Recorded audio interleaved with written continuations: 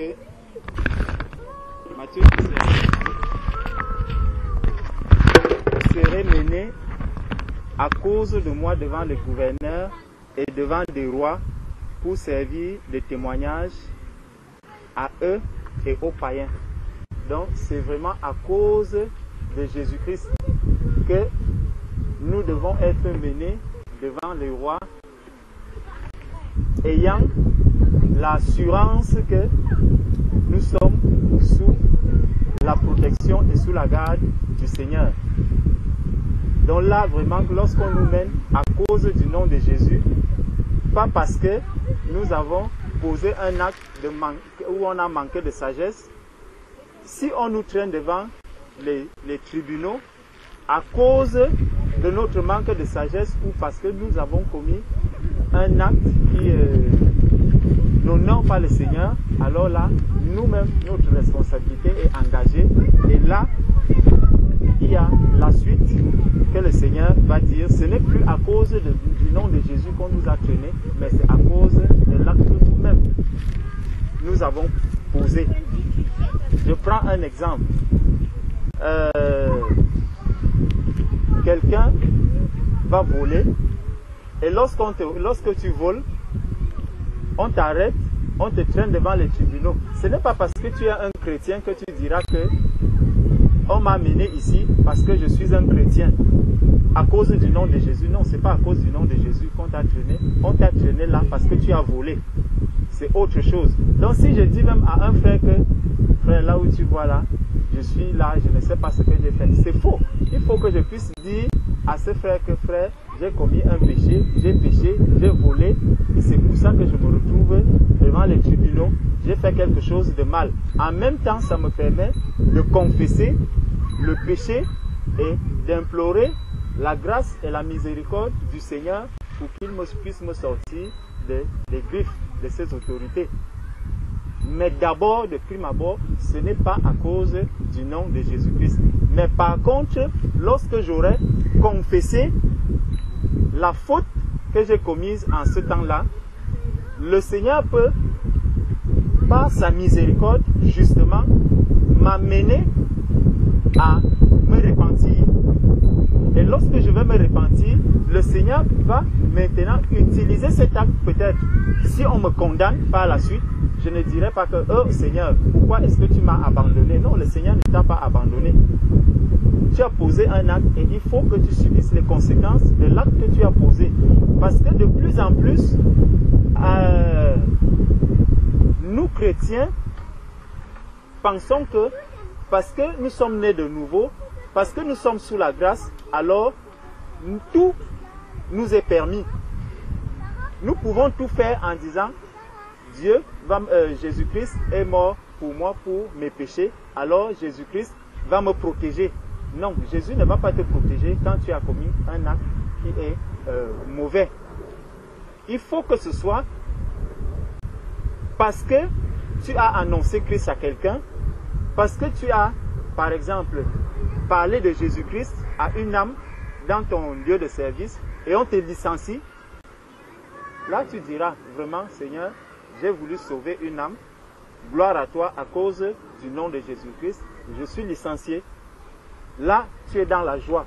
Mais si on te licencie, parce que peut-être tu es arrivé, on constate que tu arrives régulièrement en retard, on constate que peut-être tu ne fais pas le travail comme il se doit, tu vas prier. La prière que tu dois adresser au Seigneur, ce n'est pas que Seigneur, protège-moi de ce travail. Non, donne-moi plutôt de pouvoir accomplir la tâche qu'on m'a confiée, vraiment selon ta volonté, afin que cela puisse non seulement être un témoignage de ce que je suis, donc d'enfant de Dieu que je suis dans ce lieu, mais aussi qu'à travers ma manière de travailler dans cette entreprise, cela puisse glorifier le nom du Seigneur. Donc, si ma responsabilité justement est engagée dans une quelconque faute, je ne peux pas dire que c'est à cause de Jésus que je suis condamné. Et là, le Seigneur m'attend ailleurs. Ce n'est plus dans la la manière, parce que la suite, c'est quoi? La suite de ce verset, c'est que, mais quand on vous livrera, ne vous inquiétez ni de la manière dont vous parlerez, ni de ce que vous direz. Ce que vous aurez à dire vous sera donné à l'heure même. Bon. Ce que vous aurez à dire quand on va vous mener devant votre responsable, parce que vous arrivez toujours en retard, c'est qu'il faut confesser ce péché en disant vraiment, je reconnais que je suis fautif. Ça, je le reconnais, c'est ce qui doit te venir immédiatement en tête, parce que là, tu ne dois plus mentir. La parole de Dieu nous dit que nous sommes la lumière du monde. La lumière doit aller contre les ténèbres.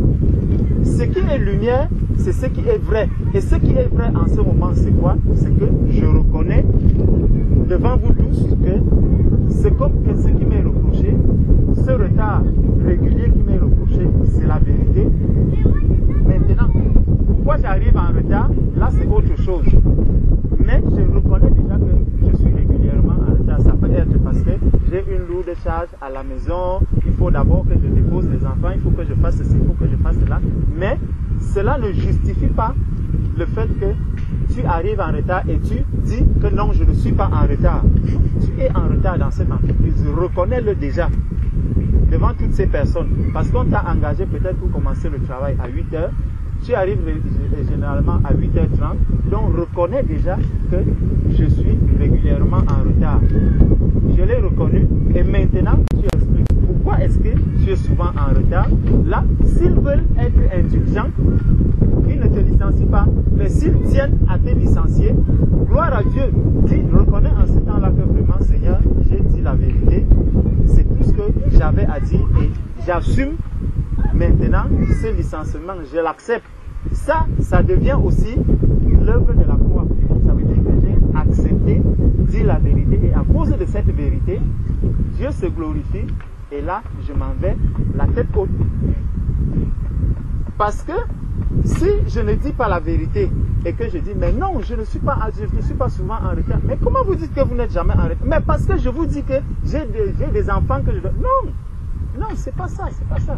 Tu as pris un engagement quelque part, honore cet engagement. Maintenant, si tu ne l'as pas honoré, reconnais d'abord ta faute et après, tu pourras expliquer. Parce que si nous ne faisons pas cela, nous allons nous retrouver régulièrement dans des situations où nous penserons que le Seigneur que je subis, je porte par exemple une croix, alors qu'en fait, ce n'est pas la croix que je suis en train de porter. Je suis dans l'erreur. Et ça peut être une séduction, ça peut être une grande séduction. Souvent, on peut avoir peut-être une sœur ou un frère, on en parlait encore dernièrement. La sœur est mariée peut-être à un non converti. La sœur n'est pas soumise à son mari. Mais elle estime qu'elle porte la croix. Non, tu ne portes pas la croix. Pour dire que je porte la croix dans mon ménage, il faudrait déjà que tu fasses ce que le Seigneur attend de toi dans ce ménage. Donc si la sœur est soumise à son mari et qu'elle continue à subir les souffrances, elle continue d'endurer la souffrance, alors elle devrait venir au pied du Seigneur et dire, Seigneur, vraiment, donne-moi la force de porter cette croix. Et là, tu vas supporter cela étant dans la joie. Là, tu portes la croix.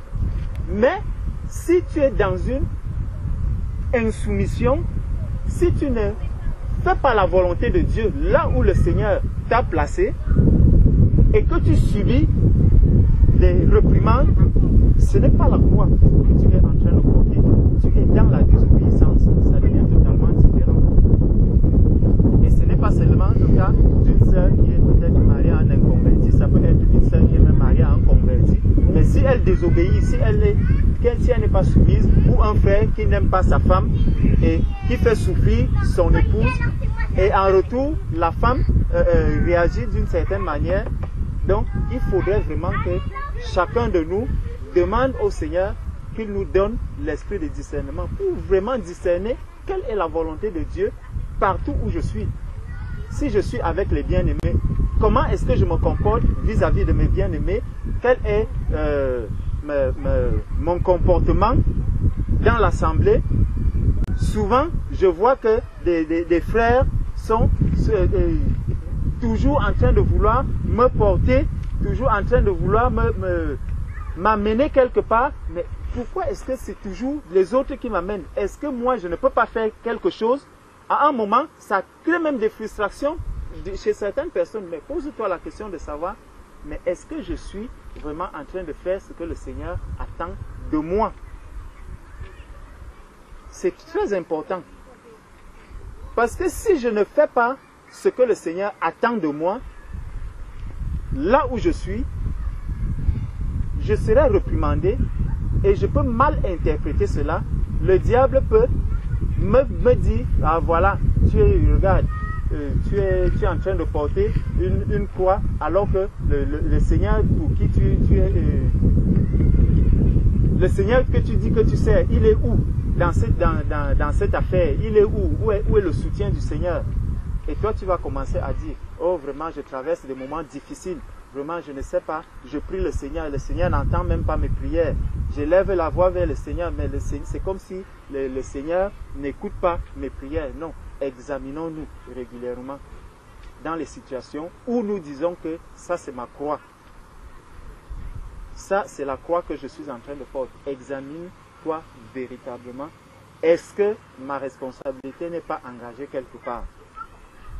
Parce que quand je lisais ce passage en semaine, et j'ai vu ce qui s'est passé avec, par exemple, Jésus, lorsqu'on mène justement Jésus à la croix, lorsqu'on va juger Jésus, on ne trouve aucun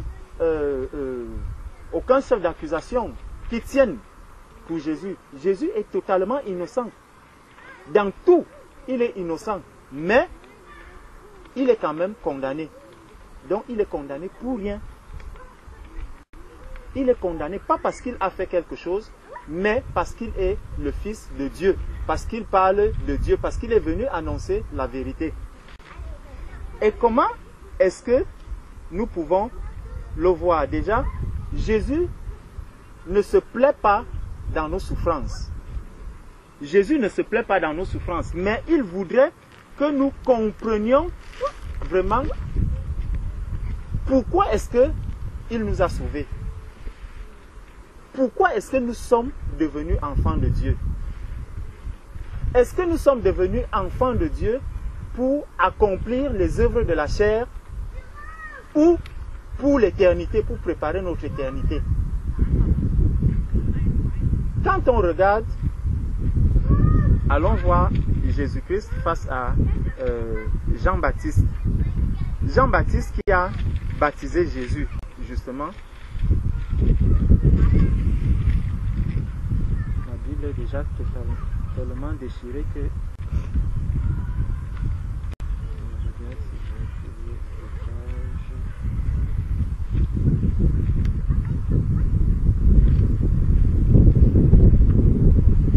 Quand on regarde, allons dans Matthieu 14.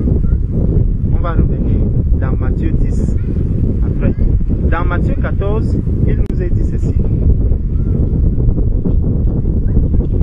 En ce temps-là, Hérode, le tétrarque, ayant entendu parler de Jésus, dit à ses serviteurs, c'est Jean-Baptiste, il est ressuscité des morts,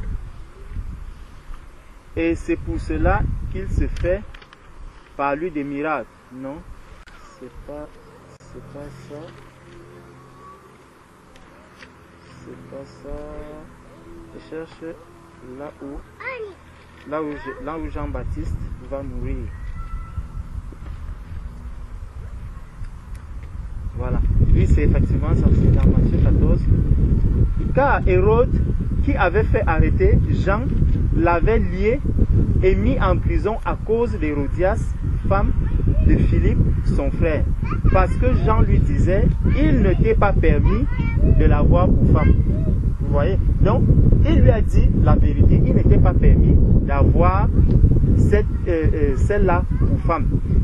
Il voulait la faire mourir, mais il craignait la foule, parce qu'elle regardait Jean comme un prophète. Alors, lorsqu'on célébra l'anniversaire de la naissance d'Hérode, la fille d'Hérodias dansa au milieu des convives et plut à Hérode, de sorte qu'il promit avec serment de lui donner ce qu'elle demanderait.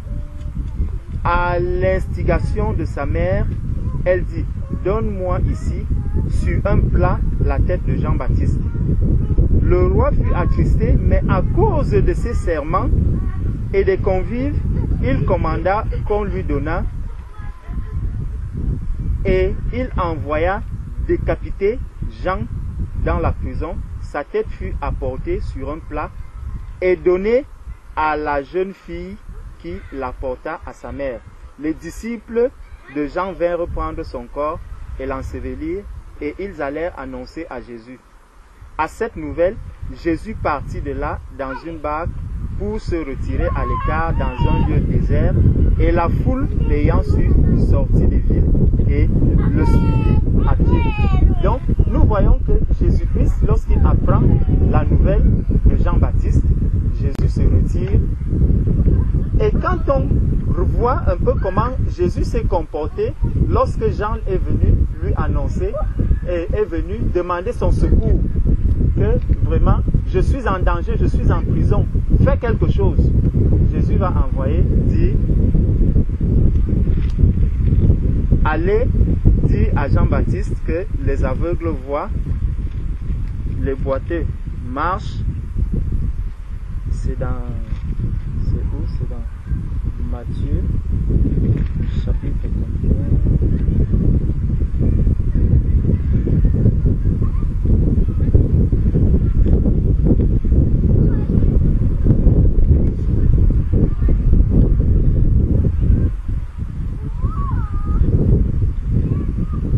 Donc, Jésus annonce qu'on a dit à Jean-Baptiste ce qu'il est en train de faire. Est-ce une manière de dire à Jean-Baptiste que ce que tu es en train de subir, j'en suis totalement indifférent? Non. Mais Jésus voudrait faire comprendre à Jean-Baptiste que ce que tu es en train de subir, en fait, ce n'est que les prophéties qui sont en train de s'accomplir dans ta vie. N'oublions pas, Jésus avait déjà annoncé que le diable vous mettra en prison.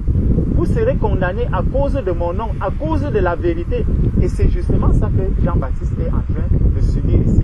Donc souvent, quand même je vais me retrouver face à la croix, il faut vraiment que je demande au Seigneur de m'ouvrir les yeux sur la raison. Si vraiment je me rends compte que c'est la croix que je suis en train de porter, je dois adopter un comportement vraiment de joie. Je dois être dans la joie parce que là, je vais le prendre pour une épreuve que je subis à cause du nom de Jésus-Christ. Et comme je suis en train de subir cela à cause du nom de Jésus-Christ, je n'aurai plus à me plaindre. Parce que là, quand je vais crier au Seigneur, que Seigneur, viens à mon secours. Si le Seigneur estime que le moment est venu de me délivrer de là, il va me délivrer. Il avait sorti Pierre. Il avait délivré Pierre. Mais dans le cas de Jean-Baptiste, il le laisse là parce que sa volonté doit aussi s'accomplir. Donc même quand nous allons porter notre croix, il faut que je reste toujours confiant de ce que j'ai examiné toutes choses. Je me rends compte que c'est vraiment une souffrance que je suis en train d'endurer pour Christ. Tout ce qui arrive là, je dois le recevoir avec joie. Si c'est la prison, on décide de me mettre en prison, j'accepte cette prison avec joie. Tout ce qui arrive, je me dis, c'est la volonté de Dieu. Je dois accepter cette volonté du Seigneur. Donc, le Seigneur voit Jean-Baptiste dans sa prison.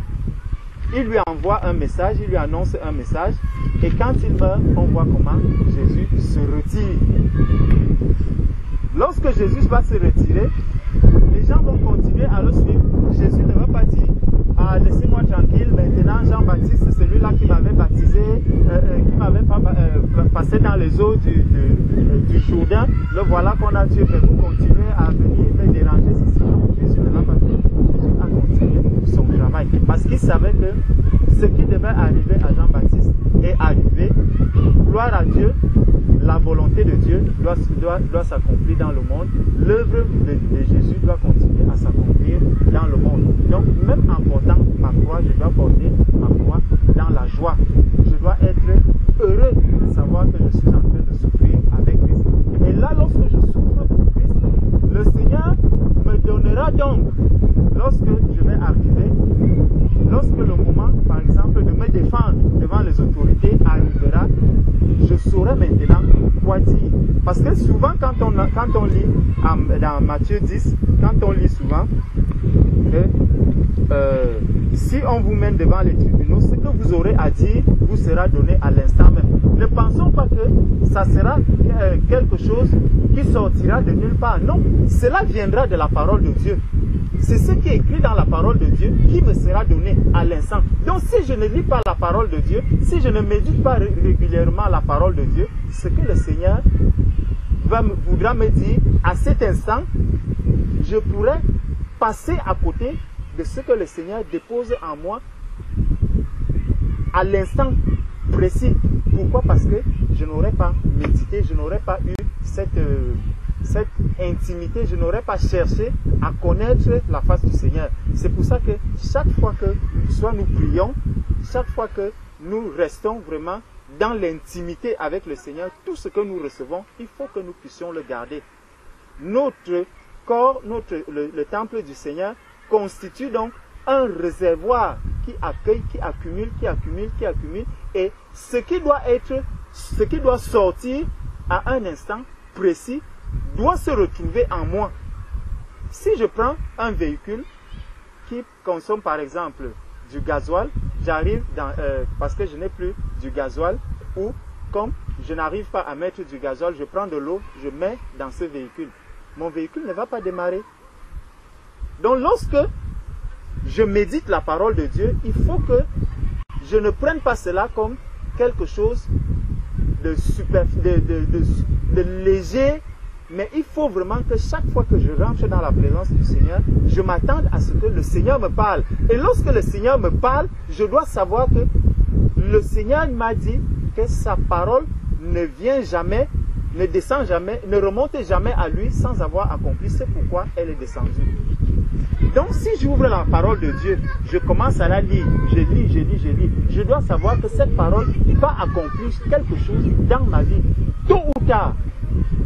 Si je suis un auditeur oublié, c'est pour ça que l'apôtre Paul dit, ne soyez pas des auditeurs oubliés. Donc, si le Seigneur m'a parlé, le Seigneur m'a dit quelque chose, je dois l'emmagasiner, je dois le garder en sachant que cela me sera utile à un instant T. Cela me sera utile à un moment donné pour peut-être ma défense, pour me défendre peut-être devant les autorités, devant le gouverneur, devant les personnes qui chercheront à me condamner ou à me faire du mal. Donc, le Seigneur dit ici, mais quand on vous livrera, ne vous inquiétez ni de la manière dont vous allez parler, ni de ce que vous direz. Ce que vous aurez à dire vous sera donné à l'heure même. Donc, la parole va ressortir. Dieu va me parler et je saurai ce que j'ai à dire. Et pour prouver que cela est vrai, regardons, je vais juste nous prendre un seul cas, le cas de l'apôtre Paul dans Acte 22.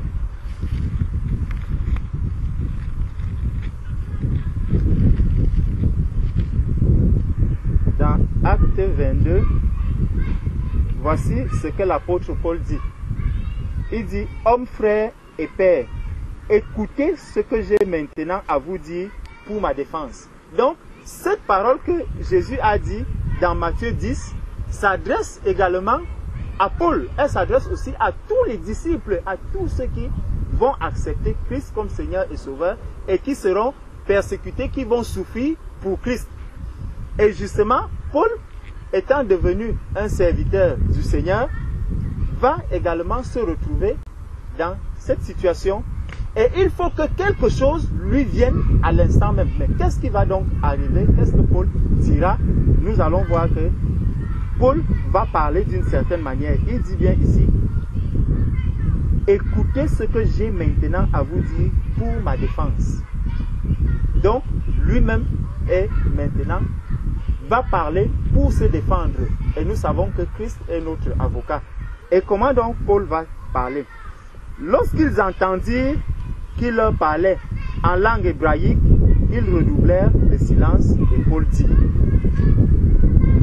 je suis juif, né à Tars, en Cilicie, mais j'ai été élevé dans cette ville et instruit au pied de Gamaliel, dans la connaissance exacte de la loi de nos pères. Donc, la loi que vous connaissez aussi tous, c'est dans cette loi que j'ai été élevé. Étant plein de zèle pour Dieu, comme vous l'êtes aussi aujourd'hui. Comme vous l'êtes tous aujourd'hui. J'ai persécuté à mort cette doctrine, liant et mettant en prison hommes et femmes. Regardez ce que Paul dit pour sa défense. Là où il parle, il se condamne déjà, donc il rappelle qui est-ce qu'il était. Il dit, j'ai lié des personnes, donc j'ai participé, j'ai persécuté à mort cette doctrine et mettant en prison hommes et femmes. Donc j'ai fait condamner des personnes. Le souverain sacrificateur et tout le collège des anciens m'en sont témoins. Donc c'est quand même une drôle de défense. Tu es là pour te défendre, on s'attendait à ce que tu dises vraiment, le code pénal dit ceci, la loi dit ceci, le code civil rappelle ceci, article, machin, machin, machin. Non, Paul ne va pas de ce côté. Paul s'attend à ce que le Seigneur lui a dit. Qu'est-ce que le Seigneur t'a dit? Toi, mon frère, toi, ma soeur, la première chose que le Seigneur te révèle d'abord, que tu dois connaître en toi, c'est comment est-ce que tu es venu au Seigneur. C'est ça que l'apôtre Paul, c'est par là que Paul commence. Il dit, voilà comment est-ce que ma vie était avant.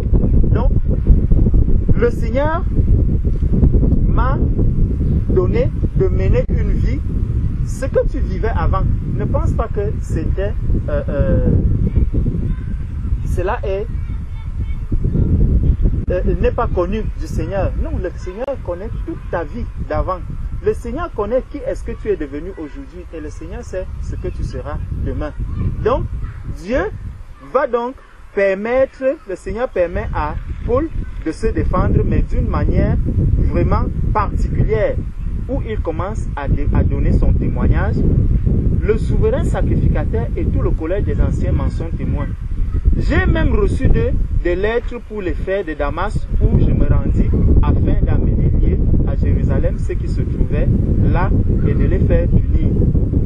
Comme j'étais en chemin et que j'approchais de Damas, tout à coup vers midi, une grande lumière venant du ciel resplendit autour de moi. Je tombais par terre et j'entendis une voix qui me disait: Saul, Saul, pourquoi me persécutes-tu?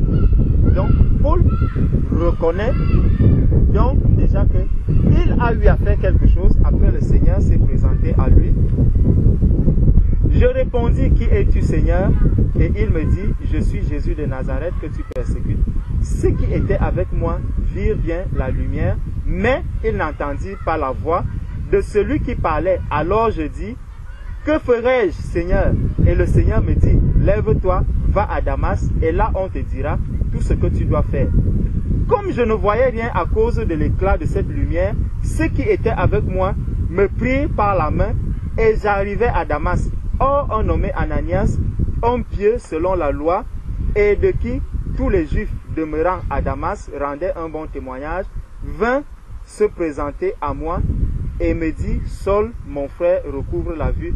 Au même instant, je recouvrais la vue et je regardais. Il dit: Le Dieu de nos pères t'a destiné à connaître sa volonté, à voir le juste et à entendre les paroles de sa bouche, car tu lui serviras de témoin auprès de tous les hommes. Tu lui serviras de témoin auprès de tous les hommes des choses que tu as vues et entendues. Et maintenant que tu tardes, que tardes-tu? Lève-toi, sois baptisé et lavé de tes péchés en invoquant le nom du Seigneur.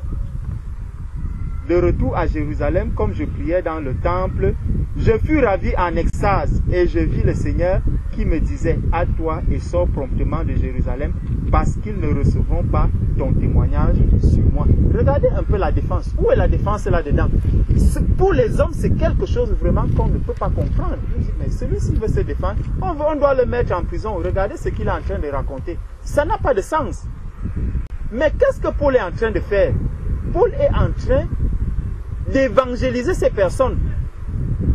Il est en train de les évangéliser. Pour lui, ce n'est pas que libérez-moi, parce que nous allons voir Paul qui va continuer même à insister en disant non, moi je ne veux même pas m'arrêter ici parce que ceux qui étaient là ont déjà entendu cette parole. Il faut que les autorités les plus élevées puissent aussi entendre cette parole, donc cette évangélisation. Paul est en prison, mais pour sa défense, qu'est-ce qu'il fait? Le Seigneur lui demande d'évangéliser. Le Seigneur le recommande d'évangéliser. Et tout ça pourquoi? Parce qu'il n'y a rien qui est reproché par rapport au péché dans la vie de Paul. Il n'y a plus de péché. Ce n'est plus à cause d'un péché qu'on est en train qu'on veut le condamner ou qu'on veut le mettre en prison. Mais c'est à cause du nom de Jésus-Christ qu'il a annoncé. Et lorsqu'il doit donc, il est condamné à cause du nom de Jésus-Christ, il faut que tous ceux qui sont en train de le condamner puissent entendre que ce Jésus-Christ-là est vivant et que ce Jésus-Christ peut sauver ceux qui étaient perdus comme l'apôtre Paul même, comme Paul était perdu, comme il tuait des personnes, il faisait du mal aux gens. Et maintenant, il faut aussi que vous tous qui êtes là, parce que je sais que votre travail est d'accomplir la justice, mais si votre justice n'est pas la bonne justice, n'est pas la justice vraiment de ce Seigneur qui sauve les vies, sachez que vous aussi, vous avez à rencontrer ce Jésus. Parce qu'il a dit, vous êtes dans la loi dans laquelle moi aussi j'ai vécu, mais maintenant je suis passé à autre chose. Donc une manière de leur dire que vous êtes appelés à passer à autre chose maintenant. Donc Paul reçoit cette parole qui vient à lui pour se défendre, mais cette parole qui vient à lui, c'est pour faire quoi? C'est pour sauver les âmes qui sont là, pour qu'ils entendent la parole de Dieu. Quelqu'un qui porte donc sa croix, qui se charge de sa croix, en fait, à tout moment que tu vas te retrouver dans une épreuve, ne pense pas que une parole viendra défendre par exemple le péché que tu as commis, non, mais il faut que la vérité puisse triompher, et lorsque la vérité a triomphé, que les âmes qui sont là et qui t'ont vu dans cette faute puissent être touchées par le message de Jésus-Christ. Et là, tu seras fier de porter ta croix. Tu seras fier que non seulement j'ai souffert parce que je n'ai rien fait, mais en même temps, j'ai annoncé le message de Christ. Là, si on te tue comme on a tué Jean-Baptiste, tu diras toujours gloire au Seigneur. Et nous allons voir Jésus-Christ qui va aussi faire la même chose. Et Jésus ne va pas dire, ah mais pourquoi vous me condamnez alors que je n'ai rien fait, alors que ceci, alors que cela. Quand vous amenez même Jésus sur ce terrain, Jésus sait que de toutes les façons, le monde ne m'a jamais accepté. Depuis ma naissance, comme on l'a chanté tout à l'heure, depuis la naissance, le monde n'a jamais accepté Jésus. Là où Jésus devait naître, les hôtels étaient, tout était occupé. Jésus était obligé d'aller naître dans une étable. Le monde l'avait déjà rejeté depuis sa naissance. Donc, il ne s'attend pas à ce que le monde vienne l'applaudir, que le monde vienne lui dire, ah bravo Jésus, bravo ceci. Donc, ne nous attendons pas aussi aux honneurs du monde, mais attendons-nous plutôt aux humiliations du monde, aux insultes du monde, au rejet du monde, que le monde nous condamne, que le monde nous persécute vraiment, mais que cette persécution vienne de ce que nous avons accepté Christ. Donc, ne nous laissons, ne soyons pas condamnés parce que nous sommes brigands, mais il faudrait que l'on soit condamné parce que nous avons annoncé Christ. Et lorsque nous avons annoncé Christ, nous devons persévérer sur ce chemin, car la couronne nous sera donnée à la fin. Amen. Amen. Et un petit rappel, puisqu'on parle de la croix, qui m'est venu, c'est dans Matthieu 16, verset 24, où Jésus dit, si quelqu'un veut me suivre, qu'il renonce à lui-même, qu'il se charge de sa croix et qu'il me suive. L'ordre dans lequel les choses sont mises, ce n'est pas par hasard en fait.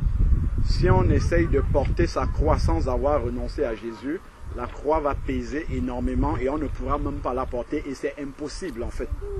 Il ne faut pas essayer, comment? Sans avoir renoncé à soi-même.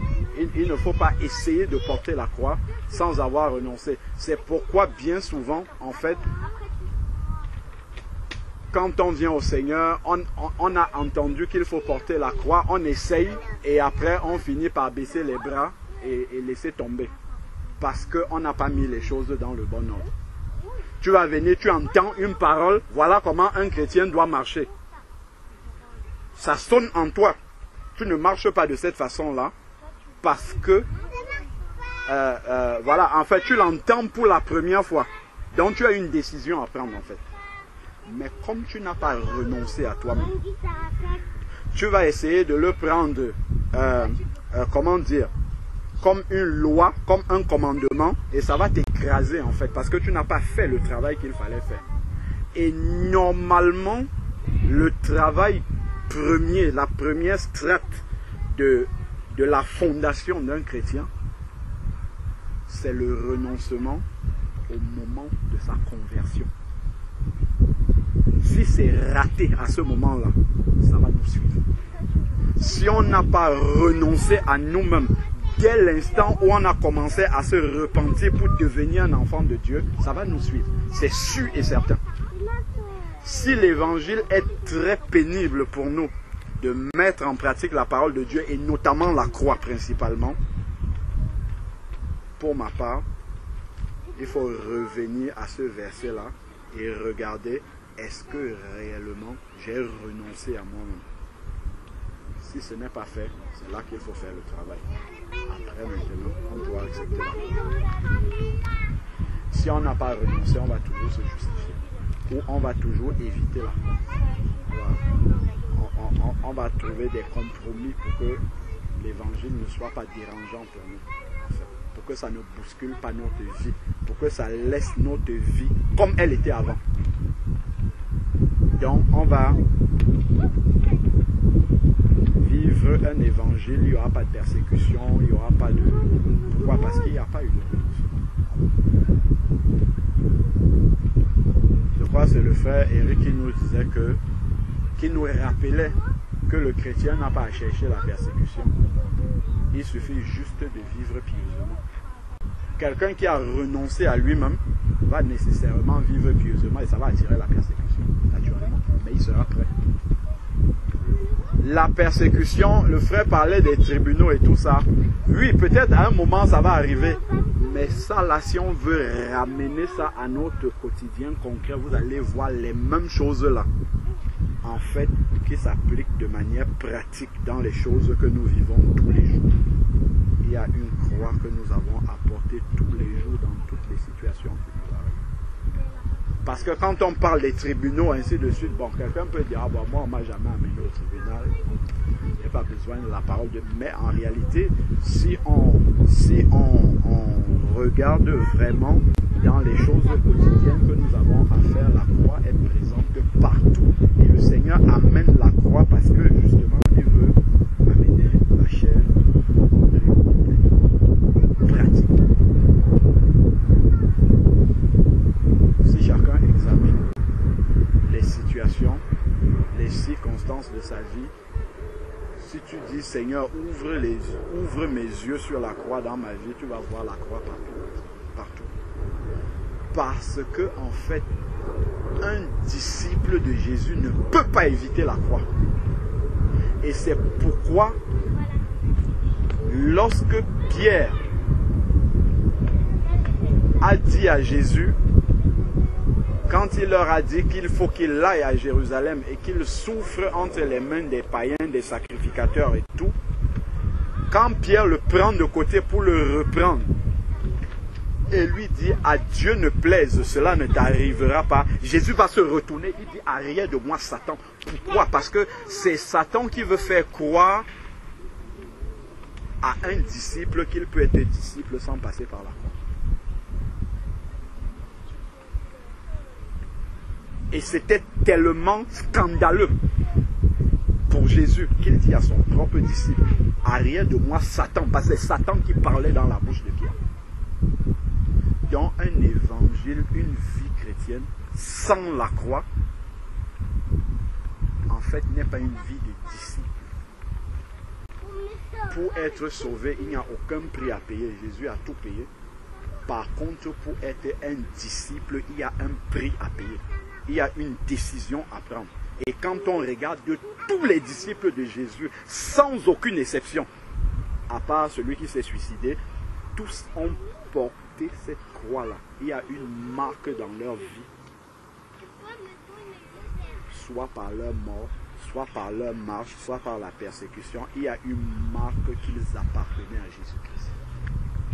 Si le Seigneur vient maintenant à chacun d'entre nous, il dit dans ta vie, quelle est la marque que tu m'appartiens? Qu'est-ce qu'on va dire? À quoi est-ce que tu as renoncé réellement, qui t'a coûté quelque chose? Le fait de m'avoir accepté, qu'est-ce qu'on va dire? Je t'ai donné mes dimanches après-midi parce que je vais à la réunion de prière. Qu'est-ce qu'on va dire concrètement? Quand je n'étais pas enfant de Dieu, je vivais d'une certaine manière. Qu'est-ce que j'ai dû laisser qui m'a coûté réellement parce que j'ai pris conscience que je suis devenu un enfant de Dieu, que je dois être la lumière? Quelle souffrance j'accepte de porter parce que je suis disciple de Jésus-Christ? C'est des examens en fait que nous devons, des introspections même si je peux dire, que nous devons faire au fur et à mesure que nous avançons avec le Seigneur. Et si on voit qu'il n'y a rien et que ça marche de manière linéaire comme ça, il faut faire attention et se poser la question, est-ce que réellement je suis sur le bon chemin? Est-ce que réellement le chemin sur lequel je suis est étroit? Comment Jésus peut-il dire dans Matthieu 7, large est le chemin qui mène à la perdition, il y a beaucoup qui passent par là, mais étroit et resserré est le chemin qui mène à la vie. Il y en a peu qui le trouvent. Pourquoi? Parce que c'est un chemin où il y a la croix. Regardons Jésus qui est le modèle, qui dit je suis le chemin, la vérité et la vie. Quel chemin il est venu montrer aux disciples? Il vient auprès de Jean-Baptiste. Il passe dans les eaux du baptême. Et une fois qu'il passe dans les eaux du baptême, la Bible ne nous dit pas que c'est le diable qui l'a amené au désert. Lisons le passage. C'est le Saint-Esprit qui l'a amené au désert pour être tenté par le diable. C'est le Saint-Esprit qui amène dans nos vies des situations où la croix est là et il faut monter dessus et accepter d'être crucifié. C'est le Saint-Esprit qui fait ça. Mais si nous on dit ça, c'est le diable. Là, c'est le diable. Ça, c'est encore le diable. Le diable partout. En fait, finalement, nous-mêmes, on ne va pas prendre la responsabilité de dire le Seigneur veut faire un travail dans nous. Et si nous regardons bien, Jésus est allé dans le désert. Il est passé par cette croix avant la vraie croix. Et c'est après ça qu'il sort et il commence le ministère. Rempli du Saint-Esprit. La Bible nous dit que dans le désert, il était avec les bêtes sauvages et ainsi de suite. Ce n'était pas une situation facile. Il aurait pu sortir du désert et dire pourquoi je suis ici. Je n'ai pas à rester ici. Sortir, je suis le Fils de Dieu. Au nom de Jésus-Christ, malade, guérissez, ainsi. Non, il est resté dans le désert le temps qu'il fallait qu'il reste là. Pour que l'œuvre de Dieu soit manifeste en lui. Pour que cette souffrance-là s'accomplisse d'abord en lui afin qu'il soit bâti, prêt maintenant à démarrer le ministère. ministère. Et c'est le chemin en fait qu'il montre aux disciples. C'est pourquoi il dit renoncez d'abord à vous-même. Chargez-vous de votre croix. Quand on a renoncé, on peut maintenant se charger de la croix. Et c'est après ça qu'on peut suivre Jésus-Christ. Mais nous suivons Jésus-Christ parce qu'on a confessé une parole le jour de notre baptême. Il n'y a pas les conditions d'abord. Il n'y a pas de renoncement. On n'a pas porté la croix, mais on dit qu'on suit Jésus-Christ. C'est impossible. On a un évangile qui est renversé en fait. L'évangile de Jésus-Christ est dans cet ordre-là. Renoncer à soi. Je crois même qu'il y a un autre passage, je ne sais pas si c'est dans Luc 14, où il dit que celui qui ne fait ça, qui ne fait pas ça, ne peut pas être son disciple. Allons un peu lire ça. C'est bien en fait de revenir et de voir comment Jésus lui prêche l'évangile. Et si on regarde cela dans les détails, on verra en fait que l'évangile qu'on prêche n'est pas l'évangile de Jésus-Christ. Ce n'est pas exactement l'évangile de Jésus-Christ que nous on prêche. Parce qu'on ne met pas les choses dans l'ordre que Jésus-Christ a mis. Quand Jésus sort justement du désert, quand il arrive et qu'il voit Pierre et André, il dit suivez-moi et il s'en va. Quand il dit suivez-moi, en fait déjà là, il a mis une décision qu'ils doivent prendre. Ils doivent renoncer à la pêche qu'ils font. C'est leur vie, c'est leur travail, c'est leur gagne-pain, c'est leur identité presque. Ils doivent d'abord renoncer à ça pour le suivre. Il n'est pas resté là en disant, je vous en supplie, laissez les filets et suivre. Non, il a donné, c'est ça la condition et il est parti. Quand il le dit, il se tourne, il va. Il trouve maintenant Jean avec son frère et il y a leur père également. Donc les liens de la chair aussi sont là. Il dit, suivez-moi. Il a vu que le père était là, mais il dit, suivez-moi. Donc à chaque fois, quand il va voir Lévi, Matthieu, il était à son travail, à son poste d'impôt. Il dit, Lévi, suis-moi. Donc on voit que dès le premier contact, la première rencontre avec Jésus, il met une condition. Pour qu'on devienne des disciples. Pourquoi dans l'église il y a peu de disciples? Parce qu'on ne présente pas l'évangile tel qu'il est. Jésus lui présentait la condition pour le suivre telle qu'elle est. Comme ça, quelqu'un en s'engageant à suivre Jésus, il sait qu'est-ce que ça va lui coûter. Il sait qu'est-ce que ça veut dire être disciple. Quand on va lui prêcher l'évangile après, il ne va pas s'étonner, c'est trop dur. Non, on lui a dit avant. Jésus disait, si quelqu'un veut bâtir une maison, qu'il s'asseye d'abord, qu'il calcule le prix de la dépense, qu'il voit est-ce que je pourrais aller jusqu'au bout et ensuite s'engager sur ce chemin-là. Regardons un peu dans Luc chapitre 14. Parce que en fait, quand on commence à prêcher la croix dans l'église, c'est comme si c'était une surprise. C'est comme si c'était un évangile qui devient subitement difficile. En fait, Jésus, il pose les préalables de la croix dès la première rencontre avec lui. Il pose les préalables de la croix. Il y a toujours un choix. En fait, il te montre combien grand est le choix de le suivre. Quand il demande aux gens qui sont en train de pécher, suivez-moi. Ce n'est pas une décision facile. Quand on regarde dans Matthieu 8, il y a quelqu'un qui lui dit, laisse-moi d'abord aller ensevelir mes parents. Si quelqu'un répond devant cette question, comme Jésus a répondu aujourd'hui, ça va scandaliser l'église. On va dire, mais celui-là, il manque d'amour, ce n'est pas un enfant de Dieu. Il ne peut pas avoir le cœur de Jésus. Jésus lui dit, laisse les morts enterrer leurs morts. Toi, suis-moi. Est-ce qu'on peut dire ça aujourd'hui? Encore plus à quelqu'un qui est en train de cheminer vers Jésus. L'église va dire, mais tu as manqué de sagesse. Comment tu peux parler comme ça à quelqu'un qui est en train de chercher Jésus? Comment tu peux dire ça à une âme qui veut s'approcher du Seigneur? Tu l'éloignes du Seigneur. Jésus ne craignait pas ces choses-là. Pourquoi? Parce qu'il vaut mieux qu'on te dise avant la condition. Comme ça, quand tu es dedans, ça ne te surprend pas. Quand on va te montrer le chemin, chemin de la croix, tu vas monter. Les Étienne et tout ça.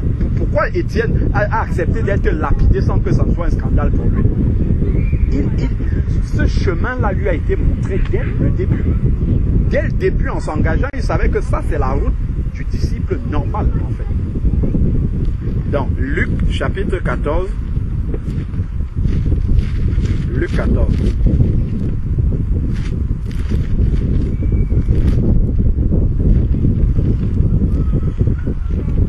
À partir du verset 25, il est dit: de grandes foules faisaient route avec Jésus.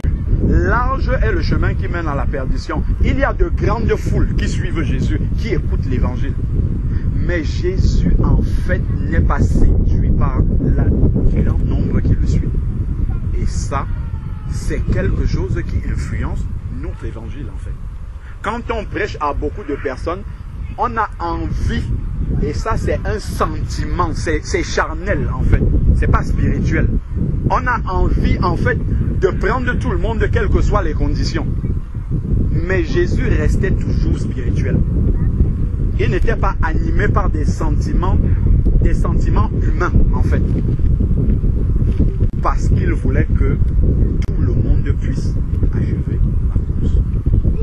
Pour achever la course, il faut l'avoir bien démarré. Si on écoute par exemple, je ne sais pas, les athlètes de grand niveau là, qui gagnent les courses de vitesse et ainsi de suite.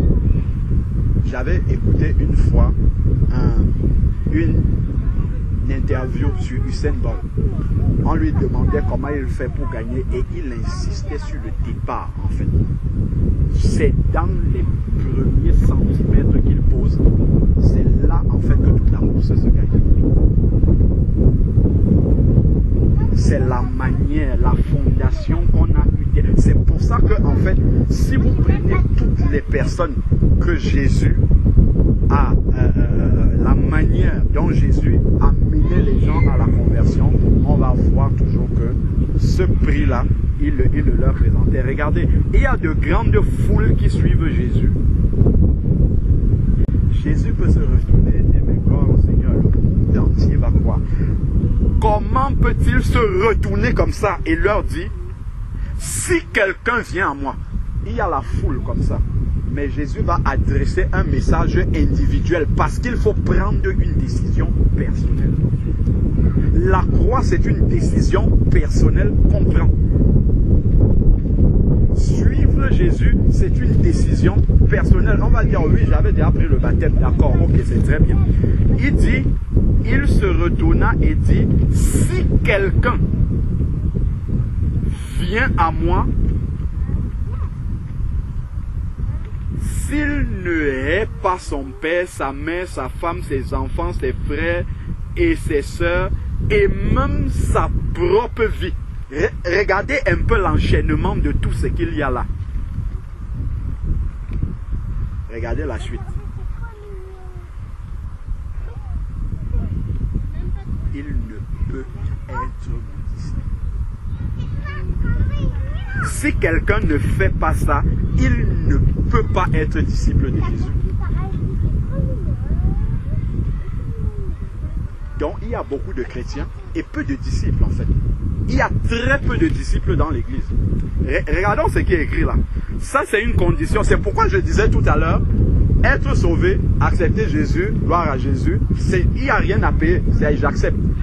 Mais pour être disciple, voici un prix qui est écrit ici là.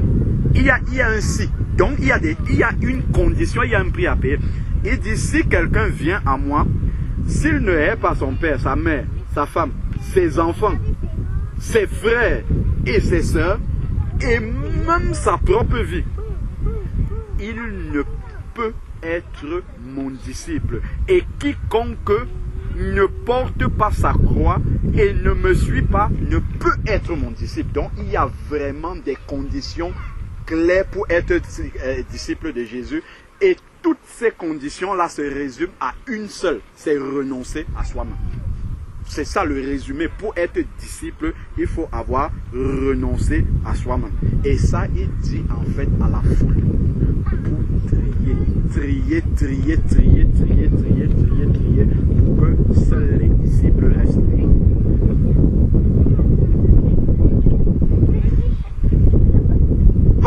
les adhérents à la foi chrétienne.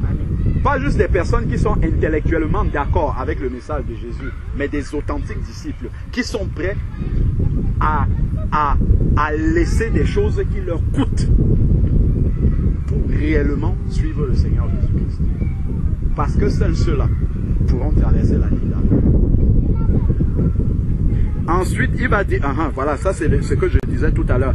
Car lequel d'entre vous, s'il veut bâtir une tour, ne s'assied d'abord pour calculer la dépense et voir s'il a de quoi la terminer, de peur qu'après avoir posé les fondations, il ne soit pas capable de l'achever et que tous ceux qui le verront ne se moquent et ne disent « Cet homme a commencé à bâtir et n'a pas été capable d'achever. »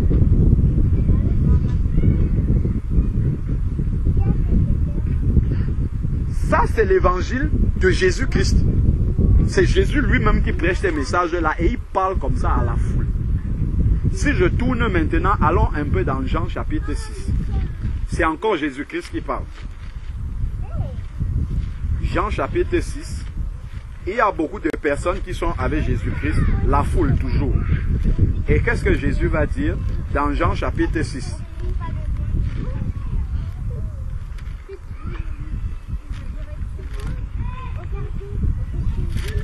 Jean chapitre 6. Prenons par exemple le verset 54. Jean chapitre 6 verset 54, il est dit, doucement les enfants. Jean chapitre 6 verset 54, il est dit, celui qui mange ma chair et qui boit mon sang a la vie éternelle, et je le ressusciterai le dernier jour. Car ma chair est vraiment une nourriture et mon sang vraiment un breuvage. Celui qui mange ma chair et qui boit mon sang demeure en moi et moi en lui. C'est très difficile d'écouter de telles paroles, surtout les Juifs à cette époque-là. Comme le Père qui est vivant m'a envoyé et que je vis par le Père, ainsi celui qui me mange vivra par moi. C'est ce pain, le pain descendu du ciel. Il n'est pas comme celui qu'ont mangé vos pères. Ils sont morts. Celui qui mange ce pain vivra éternellement. Je pars au verset 60. Après avoir entendu ces paroles, plusieurs de ses disciples dirent, cette parole est dure, qui peut l'écouter? Jésus aurait pu dire, j'ai peut-être manqué de sagesse, j'ai peut-être été trop fort, j'ai peut-être mis la barre très haute. Il faut que je descende pour que tout le monde puisse suivre. Et qu'est-ce que Jésus dit? Jésus, sachant en lui-même que ses disciples murmuraient à ce sujet, leur dit, cela vous scandalise. Les paroles, est-ce que ça vous scandalise? Et si vous voyez le Fils de l'homme monter où il était auparavant, c'est l'esprit qui vivifie, la chair ne sert de rien. Parce que la croix, en fait, il sépare la chair de l'esprit. Donc il ne faut pas, c'est pour nous dire en fait que la chair ne sert de rien. Celle qui va subir la mort là, en fait, on ne doit pas en prendre soin. Dans un autre passage, il nous le dit. Pour en satisfaire les convoitises, elle ne nous sert de rien. Laissons-la mourir. En fait, n'essayons pas de garder cette chair-là vivante. Parce qu'elle ne sert de rien. Le Seigneur nous le dit. Et ce n'est pas par la chair, en fait, qu'on reçoit un tel message. Parce que si on reçoit ce message-là par la chair, c'est la mort, directement. Mais le Seigneur demande qu'on reçoive ce message-là d'abord par l'Esprit. Si on a reçu ce message-là par l'Esprit, ensuite on peut le vivre. On peut véritablement expérimenter pratiquement ce message-là. Ensuite, maintenant, il va dire, la chair ne sert de rien. Il ne va pas modifier les paroles qu'il vient de dire. il ne va pas reformuler les paroles qu'il vient de dire pour que ça soit digeste, pour que ça soit acceptable, pour que ça soit quelque chose que tout le monde peut accepter, pour qu'il y ait la foule, pour que tout le monde soit là. Regardons bien ce que Jésus dit.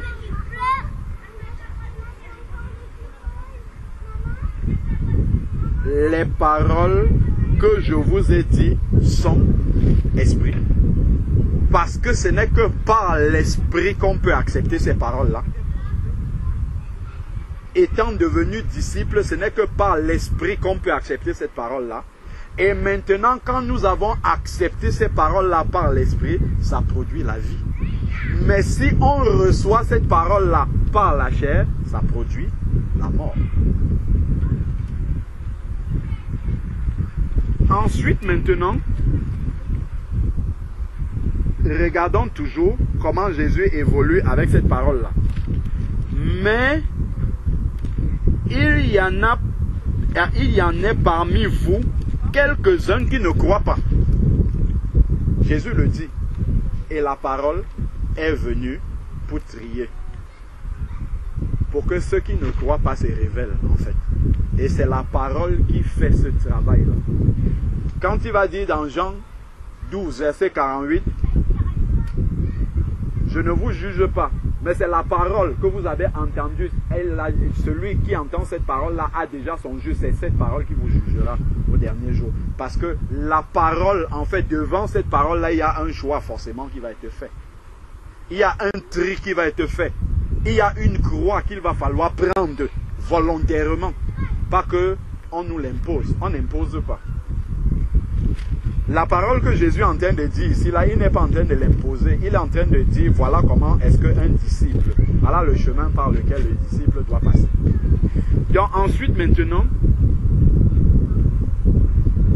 il y en a parmi vous quelques-uns qui ne croient pas, car Jésus savait dès le commencement qui étaient ceux qui ne croyaient pas et qui était celui qui le livrerait. Quand on dit il y en avait qui ne croyaient pas, on peut dire moi je crois que Jésus est Seigneur, je crois, oui, tout ça là, on peut bien croire. Mais quand il dit il y en avait quelques-uns qui ne croient pas, c'est en fait, il parle de ceux qui ont d'abord accepté Jésus, mais qui se sont engagés dans leur cœur déjà pour aller jusqu'au bout avec le Seigneur. Il y en a quelques-uns qui n'étaient pas engagés dans leur cœur de suivre le Seigneur jusqu'au bout. Donc, dès la première occasion de, de tribulation, en fait, ils vont tomber. Parce qu'ils n'étaient pas engagés réellement dans leur cœur. C'est leur engagement à suivre Jésus était superficiel. Et d'ailleurs, Jésus va le dire avant, je sais que vous me suivez parce que, pour beaucoup d'entre vous, parce que je vous ai donné du pain. Donc, ensuite, maintenant, il va dire, verset 65, et il disait, c'est pourquoi je vous ai dit que nul ne peut venir à moi si cela ne lui est donné par le Père. Verset 66. Dès alors, plusieurs de ses disciples, donc des personnes qui étaient engagées à suivre Jésus-Christ, se retiraient en arrière. Pourquoi? Parce que le prix était trop fort pour eux. Ils se retiraient en arrière et cessèrent d'aller avec lui.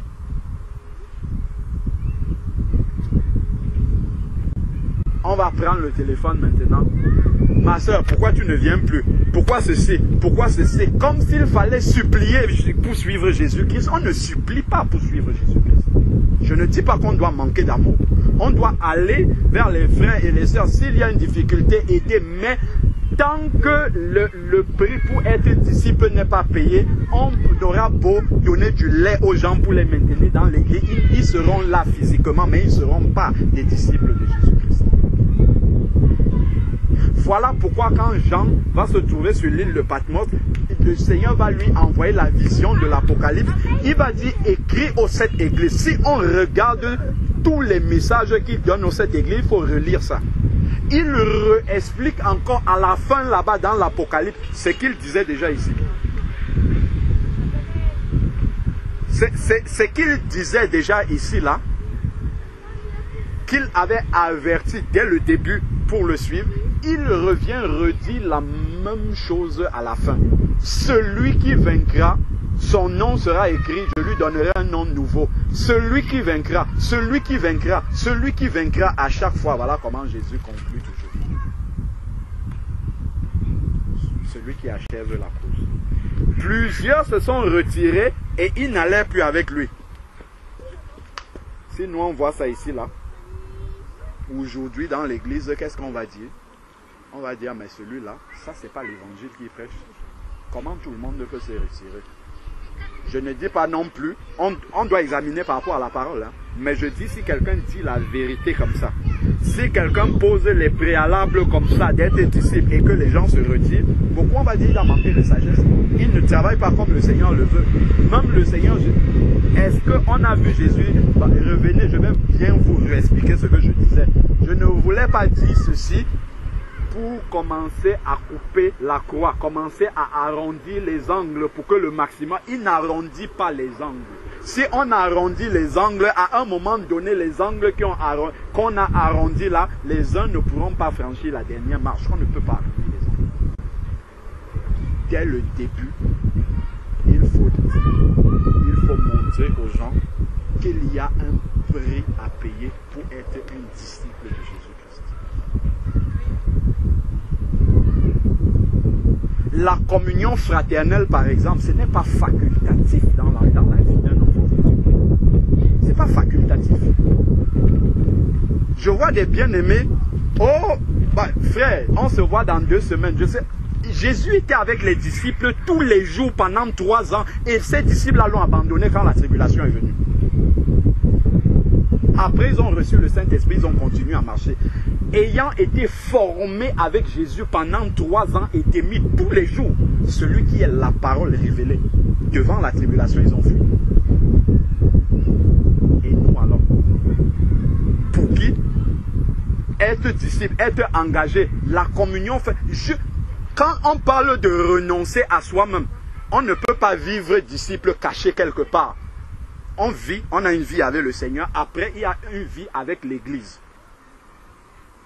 Dis par exemple que tous les dimanches, qu'il vente, qu'il neige, je dois aller à la communion fraternelle. Encore on pouvait dire, dans les assemblées, on veut que les gens viennent parce qu'ils vont remplir la caisse de dîmes, d'offrandes pour payer la salle et tout. Ici, il n'y a rien. Quand on s'assoit, c'est pour louer et partager la parole. C'est pour entrer en profondeur, pour que les gens puissent poser des questions. Mais si pour moi la communion fait déjà dans ma tête, quand je deviens un disciple, quand je dis le dimanche, c'est pas parce que le dimanche il y a quelque chose, c'est parce qu'on est libre tous le dimanche. Déjà pour moi le week-end, quand je travaille, le week-end dans ma tête doit être déjà pour le Seigneur. Dans ma tête, ça doit être ça. Et ça c'est un renoncement, c'est un prix. Ça a un prix de dire que c'est comme ça. Je ne vais pas dire, oh, bon moi je ne vais pas dimanche si. De toute façon, frère Georges sera là. Dans tous les cas, le culte aura lieu. Frère Georges a fait. Non. L'œuvre de Dieu doit être ma responsabilité. Je dois me dire, si je ne suis pas là, ben, qu'est-ce qui va se passer de l'église de Jésus-Christ? C'est une responsabilité que je prends, que je sois une femme, un homme, ainsi de suite, un frère ou non. Ça, ce sont des petits renoncements comme ça. Ça, ce n'est même pas encore le vrai renoncement. Mais quand on voit ceux qui disent que je suis disciple, vraiment ma semaine a été difficile, je suis fatigué ce dimanche, je suis couché, il dort. Mais comment, quand Paul parle de l'athlète qui n'est pas couronné, s'il ne court selon les règles. Un véritable athlète qui doit se présenter aux Jeux Olympiques par exemple, regardez l'entraînement qu'il a.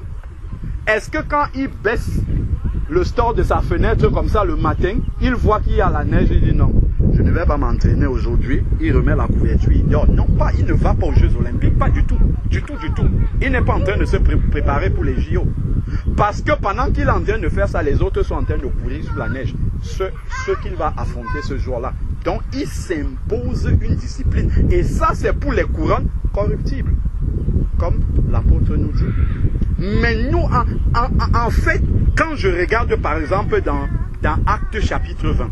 Je vois comment les disciples de l'église primitive avaient tellement soif de la parole de Dieu. Quand Paul venait dans une ville, il restait là toute la nuit. Il n'y avait pas de lumière même comme nous.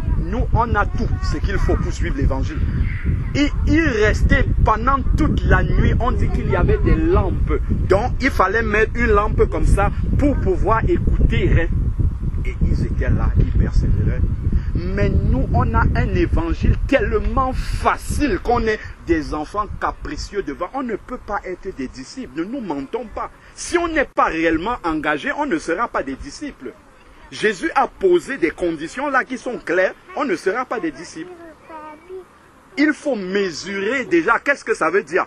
Pour être un disciple, il faut être nourri de cette parole-là. Donc je dois aller chercher. Où est-ce que je peux? J'ai déjà ma méditation personnelle. Je dois rechercher, déranger même les frères s'il le faut, pour pouvoir manger cette parole-là et la vivre. C'est comme ça que je deviendrai un disciple. Si déjà il y a beaucoup de choses dans qui sont importantes pour ma croissance spirituelle, mais pourtant que je considère comme facultatif et dépendant de beaucoup d'autres critères de la vie de tous les jours, je ne serai pas un disciple. Ma nourriture spirituelle, ma croissance spirituelle doit être indépendante de tout ce qui se passe dans en dehors. Ça doit être toutes les autres activités de ma vie ne doivent pas influencer là-dessus. Ma croissance spirituelle doit être en fait la priorité de ma vie. Et je dois rechercher la croissance spirituelle, non pas avec un évangile nouveau. Comme on peut voir aujourd'hui, les gens s'asseyent sur YouTube, ils passent les enseignements les uns après les autres. Ce n'est pas ça que Jésus a enseigné. Actes chapitre 2, verset 42. 1. Il persévérait dans l'enseignement des apôtres.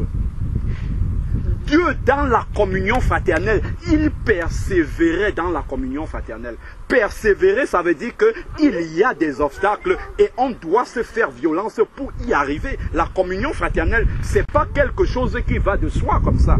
C'est quelque chose qu'il faut persévérer, c'est-à-dire qu'on doit surmonter les obstacles qui nous empêchent de le faire. Si ces 4 piliers-là manque dans la vie d'un enfant de Dieu, il sera déséquilibré. S'il a l'enseignement, il n'a pas la communion fraternelle, il sera déséquilibré. S'il est seul dans son coin, c'est la cible privilégiée du diable. C'est la cible privilégiée de la séduction. Parce qu'en écoutant des enseignements, par exemple sur Internet ou sur des cassettes ou sur autre chose, en écoutant les enseignements, il est d'accord avec ce qui est dit. Ça ne veut pas dire qu'il est vie. C'est une séduction en fait. Quand on est d'accord avec un enseignement, ça ne veut pas dire qu'on l'a acquis. Ça ne veut pas dire qu'on le vit. Et comment est-ce que je peux le vivre? C'est quand je vais me frotter à d'autres enfants de Dieu. C'est quand j'ai le contact avec d'autres enfants de Dieu. J'ai toujours ce témoignage de 2 sœurs qui sont à la frontière de la Suisse là-bas, qui ne se connaissaient pas. Il y a une qui marchait seule. De temps en temps, elle se connectait sur Skype avec nous, on faisait les cultes. Après, à un moment donné, le Seigneur nous a conduits, on a dit qu'on arrête ça. Le Seigneur nous a conduits à arrêter ces réunions-là.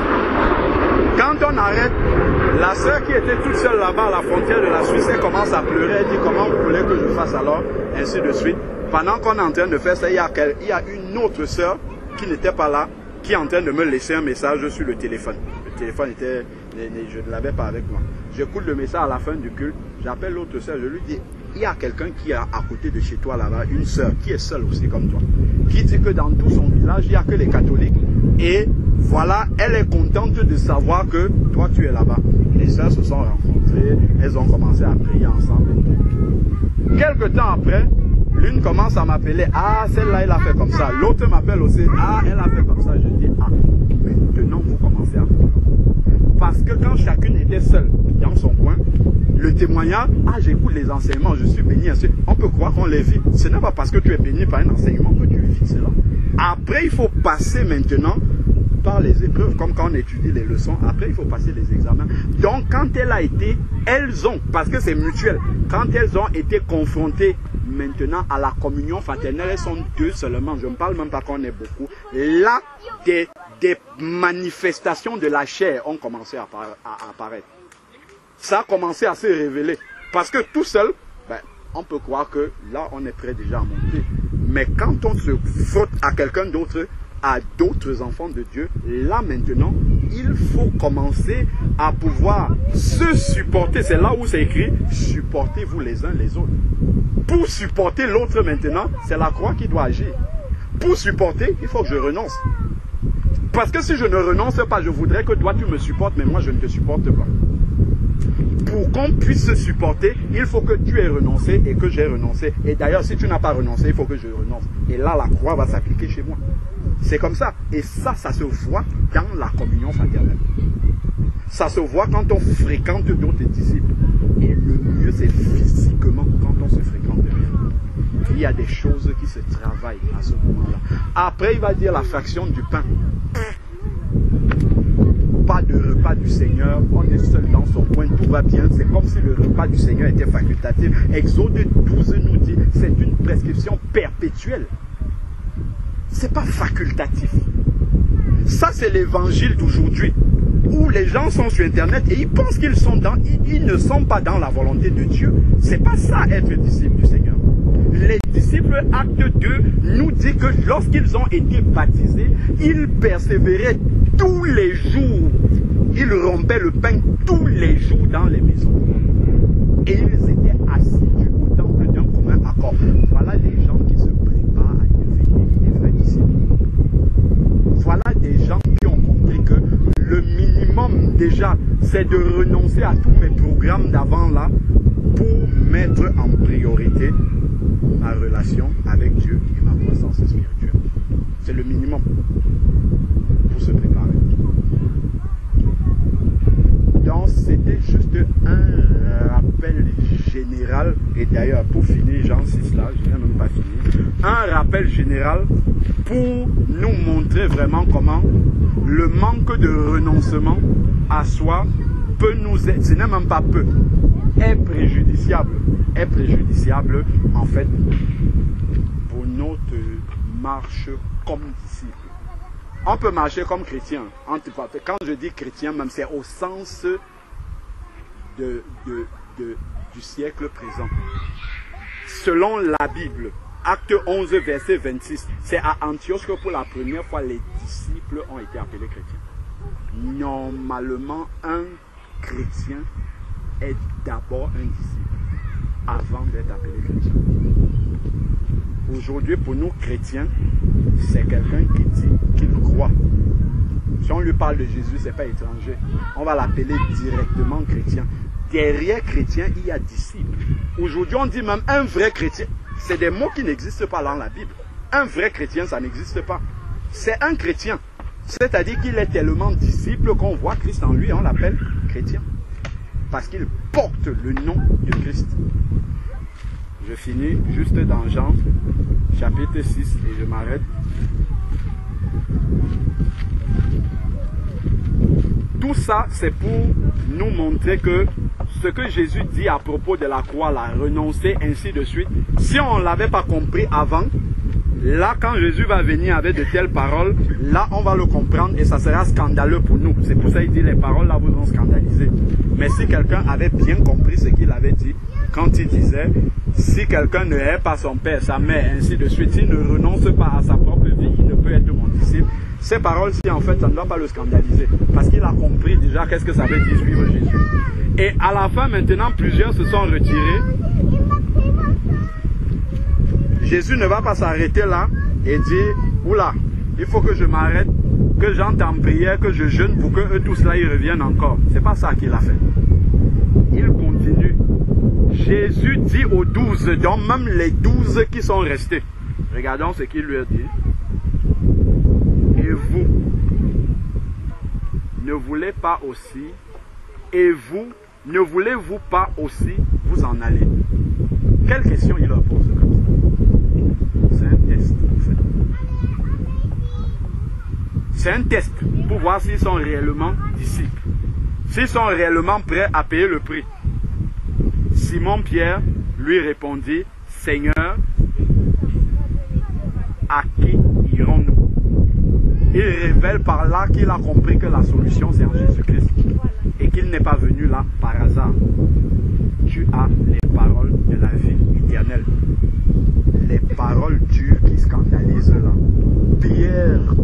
confesse de sa bouche que ces paroles-là sont les paroles de la vie. Si quelqu'un n'est pas disciple, s'il n'a pas pris cette décision, s'il ne reçoit pas ces paroles-là par l'Esprit, il ne peut pas confesser ce que Pierre a confessé. Quand on regarde maintenant le cheminement, on a vu par exemple un message qui circulait qui rappelait comment tous les disciples de Jésus sont morts, ainsi de suite. Ce n'est pas à la fin qu'ils ont accepté de mourir comme leur maître. C'est parce que le Seigneur avait pris le soin de les préparer comme il faut, de poser les bases comme il faut, de poser les fondements exactement comme il fallait pour qu'ils soient préparés à marcher de cette manière-là et à ne pas renoncer et aller jusqu'au bout. Mais si nous, on ne pose pas les fondements tels que c'est là dans la parole, comme Jésus pose les fondements, à un moment donné, les gens vont construire, ils vont construire et après, ça va s'écouler, château de sable, ça va s'écouler complètement parce que les fondations ne sont pas bonnes. Parce que les fondations ne sont pas selon le modèle de Jésus-Christ. La Bible nous dit bien que nous sommes fondés sur le fondement des apôtres et des prophètes, Jésus-Christ étant la pierre angulaire. Si on a un autre fondement, si on a une autre prédication sur être disciple, à part ce qu'on a lu là, en fait, ça sera des simulacres de disciples, ça ne sera pas des authentiques disciples selon la parole. Et à un moment donné, le Seigneur permettra que des situations arrivent, comme on voit là dans Jean 6. Pour que la sélection se fasse. Par des événements, la sélection va se faire. Quand je parle de la sélection, c'est même pas une sélection. En fait, c'est l'état de chacun qui va se révéler. En fait, l'état d'engagement vis-à-vis du Seigneur. L'état de est-ce que je suis disciple réellement. Ça va se révéler. Donc c'est important pour ma part que dès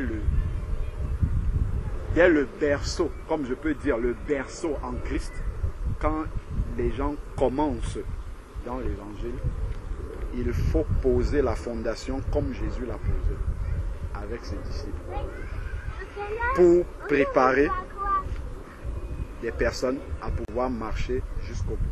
Sinon, tout le temps, ah frère, il arrive ça dans ma vie, je ne comprends pas. Ah, il y a ça, je ne comprends pas. Ah, on passe le temps à ne pas comprendre. On ne comprend pas pourquoi. On n'a pas rempli les conditions. C'est normal qu'on ne comprenne pas. Je ne dis pas qu'on va tout comprendre.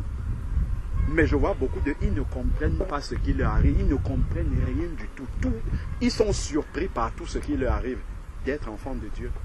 La Bible nous dit, par exemple, parlant des tribulations, c'est à ça qu'on a été destiné. Quand une tribulation arrive, mais pourquoi ça, pourquoi moi, pourquoi c'est à ça que tu as été destiné, c'est écrit dans la parole. C'est important de pouvoir le savoir, au moins déjà, en s'engageant. Et après, maintenant, le Seigneur va nous accompagner dans cette marche-là. Ça, en fait, c'est la préparation de pouvoir porter sa croix après. C'est vraiment tout ça, il faut le savoir, pour pouvoir porter sa croix et que ça ne soit pas quelque chose de surprenant pour nous, qu'on dise qu'un chrétien doit pouvoir porter sa croix et pas la porter en murmurant péniblement, c'est porter avec joie en fait. Parce que quand on voit les apôtres par exemple battus, ils se réjouissent d'avoir été battus pour le nom de Jésus-Christ. Mais nous, quand on voit ça, ça peut nous scandaliser. Mais comment est-ce qu'on peut battre des personnes qui se réjouissent?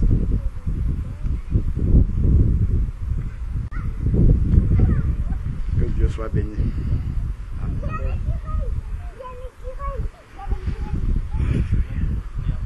Qui habite en toi et elle agira dans tes actions. Et c'est en fait ce que le Seigneur demande en fait.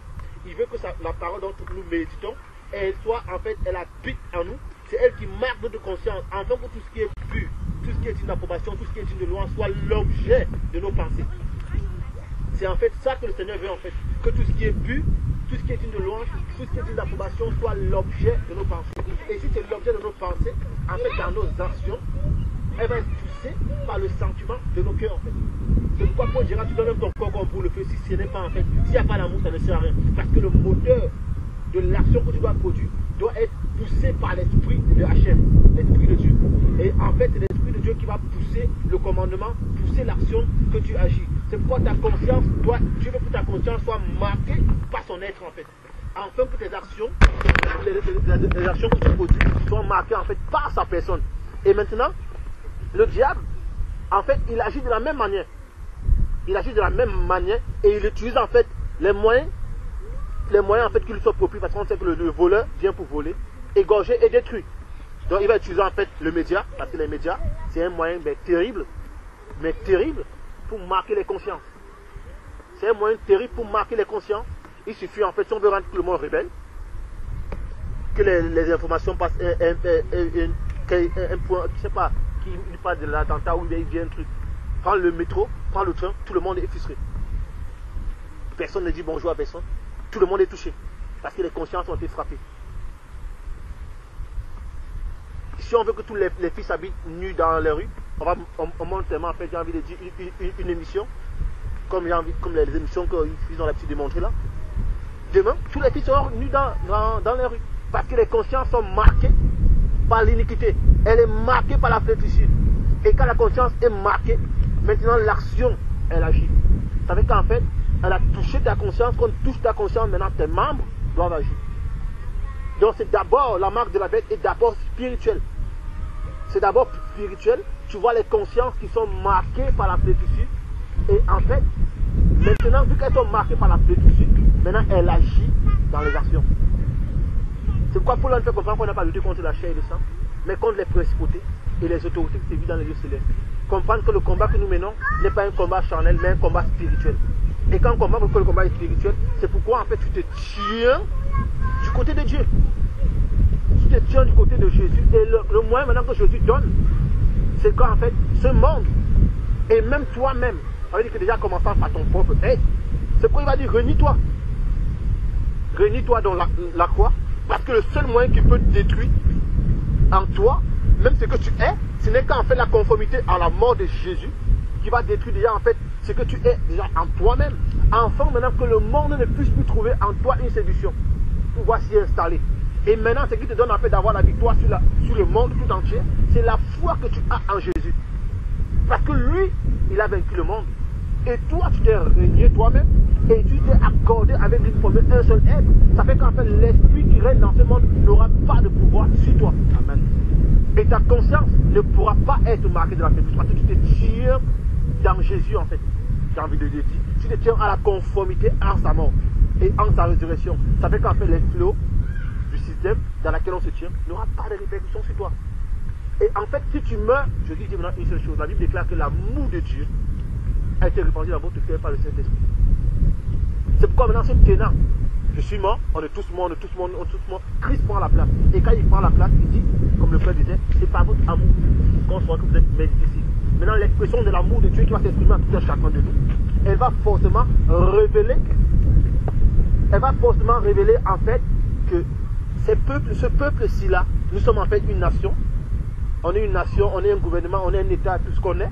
Mais en fait, au milieu de nous, il y a un tout petit peuple, mais qui est fort et qui s'accroît en sagesse et en intelligence. Et si on le laisse, ils vont étouffer le système dans lequel on se tient.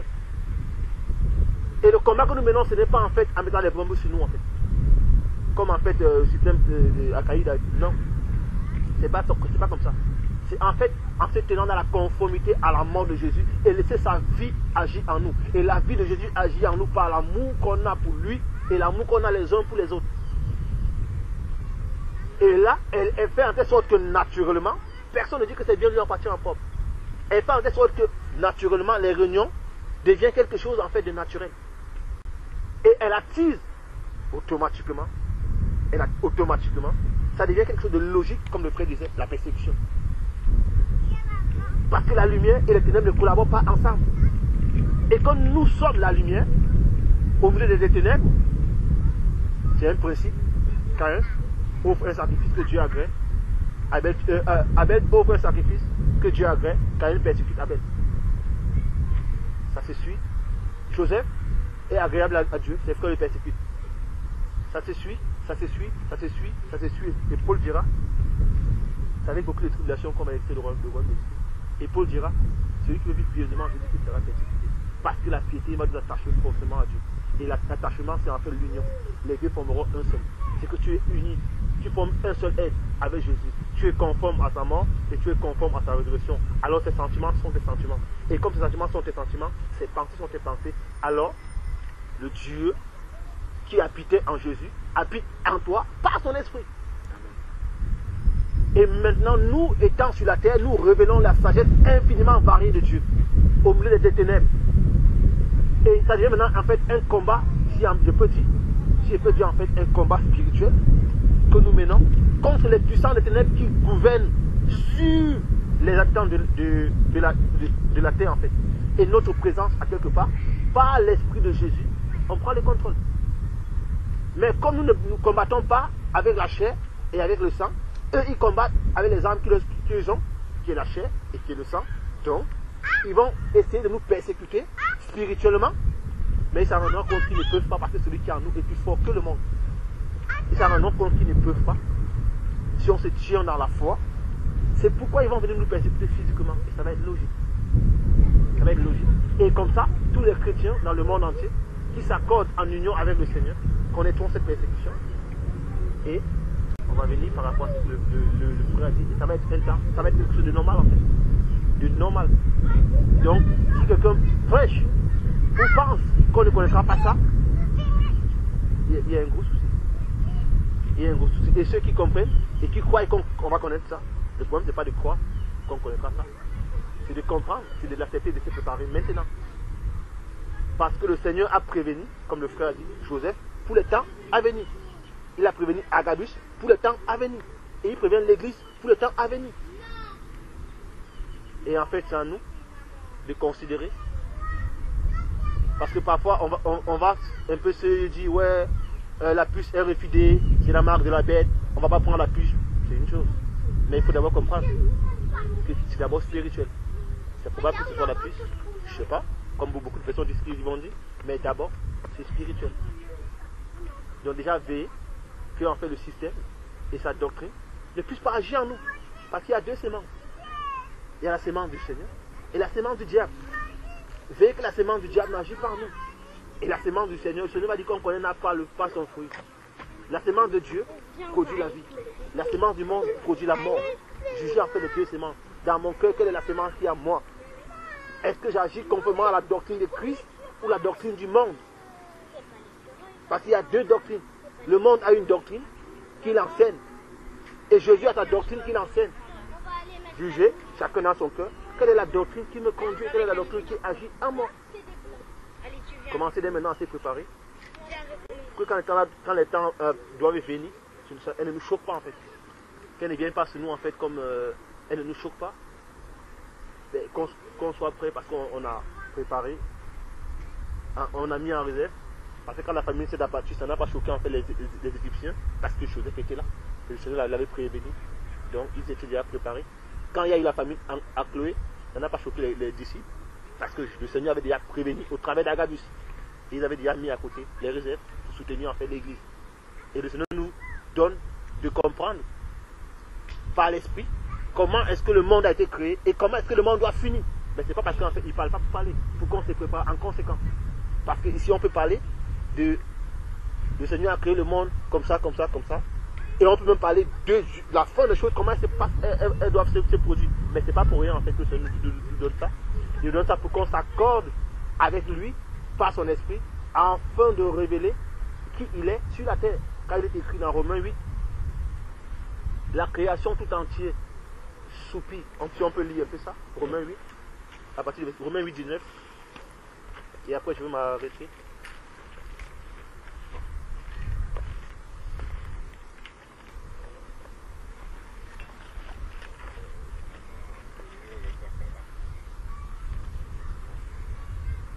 Romains 8, 19.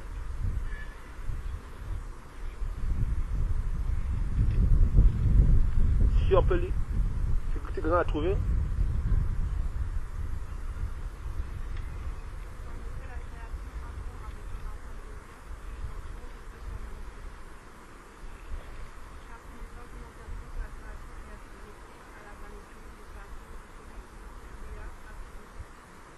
Amen. On va s'arrêter ici. La Bible dit, or, aussi la création attend-elle avec un ardent désir la révélation des fils de Dieu. Et quand on va continuer, Paul va dire, celui qui a l'esprit, celui qui n'a pas l'esprit ne l'appartient pas. Et celui qui a l'esprit appartient à Dieu. Et il va dire, c'est pourquoi l'esprit en fait en nous crie, Abba, Père. Et en fait, c'est par l'esprit que nous avons la révélation, que nous comprenons le mystère caché de tout le temps. En fait, les anges ont désiré plonger leur regard et qui n'ont pas compris. Quand il est fut c'était pour nous, mais on n'a pas compris. Pour mettre en fait, que Jésus dira, on n'allume pas une lampe pour la mettre sous le boisseau. Mais on la met sur pour qu'elle éclaire. Et en fait, ces révélations-là, la nature même entière, attendent que l'Église puisse s'accorder dans une union parfaite pour qu'en fait, dans cet accord-là, en fait, les choses en fait vont à une vitesse. Parce qu'en fait, j'ai envie de dire, pour moi, c'est comme c'est l'Église qui freine en fait les choses en fait. Parce que le Seigneur juge qu'on n'est pas prêt en fait. C'est l'Église qui freine. Parce que Pierre dira que le Seigneur ne tarde pas à venir en fait. C'est l'Église qui freine par son incrédulité, par je ne sais pas quoi là. Et ça révèle une seule chose qu'on attend par le Seigneur en fait. Ça révèle une seule chose qu'on attend par le Seigneur. Parce que le Seigneur, il est prêt. Il est prêt. La Bible dit que l'esprit et l'épouse disent, viens. Lui, il est prêt à venir en fait. Mais il juge qu'en fait, on n'est pas prêt. Parce que s'il commence en fait à attiser, c'est ça que Paul va dire en fait. Vous savez ce qui le retient. Bon, après on va pas. Parce qu'en fait, le Seigneur juge que s'il attise les choses maintenant, si on tarde ou on tarde pas, le temps va venir, il va attiser en fait. Il va attiser parce que le temps va venir, il va attiser. Il va démarrer. Mais qu'on soit prêt ou pas, il va démarrer. Si aujourd'hui il ne démarre pas encore, c'est parce qu'il veut que beaucoup soient sauvés. Il veut qu'on soit prêt. Il veut que beaucoup soient sauvés. Et le temps va venir, il va démarrer. Les choses vont se démarrer à 200 à l'heure. Parce qu'on ne voit pas, mais les choses sont mises en place.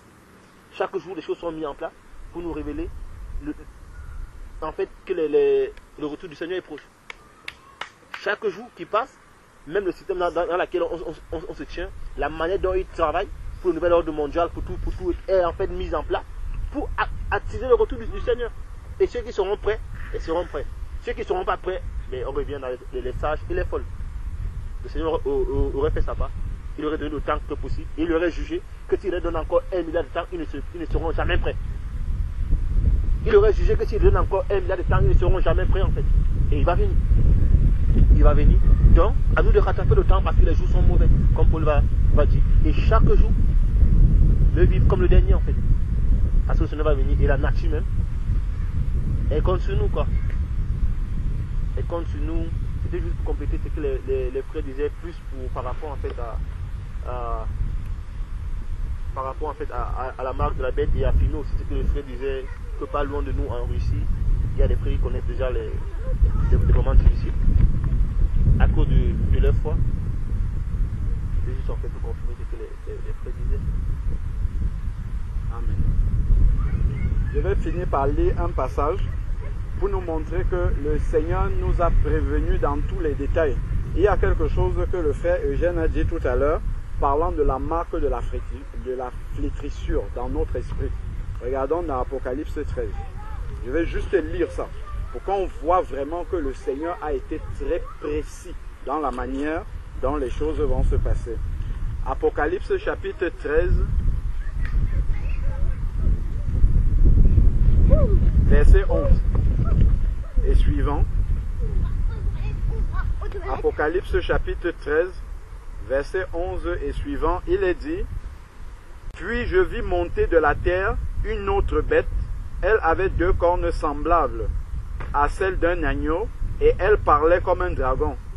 Elle exerce tout le pouvoir de la première bête en sa présence, et elle fait que la terre et ses habitants. Regarde, il parlait justement, si on veut que toutes les filles soient nues demain, là on parle de la terre entière. La terre et ses habitants se prosternent devant la première bête, dont la blessure mortelle a été guérie. Elle opère de grands miracles jusqu'à faire descendre le feu du ciel à la vue des hommes. elle séduit les habitants de la terre par les signes qu'il lui fut donné d'opérer devant la bête, en disant aux habitants de la terre de faire une image. Comprenons bien ce que nous sommes en train de dire là. Disant aux habitants de la terre entière de faire une image de la bête qui a été blessée par l'épée et qui a survécu. Qu'est-ce qui est dit après? Il lui fut donné d'animer l'image de la bête,